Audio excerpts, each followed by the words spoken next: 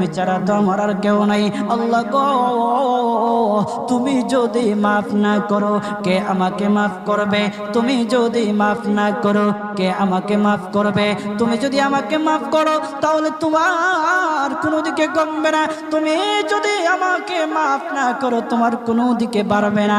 আল্লাহ গো, তুমি আমাকে মাফ করে দাও। সারাটা জীবন অন্যায় কাজ করেছি, সারাটা জীবন নাফরমানি করেছি, আমার কাছে কালেমার দাওয়াত কম আসে নাই, আমার কাছে কালেমার দাওয়াত কম আসে নাই, আমাকে লোকেরা কম বোঝায় নাই। ওগো আল্লাহ, তুমি আমাকে মাফ করে দাও।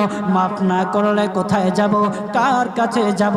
বাবা যখন মারে তখন মার কাছে আশ্রয় নেওয়া যায়, মা যখন প্রহার করে তখন বাবার কাছে আশ্রয় নেওয়া যায়, বাবা মা যখন প্রহার করে তখন দুনিয়ার কারো না কারো কাছে আশ্রয় নেওয়া যায়।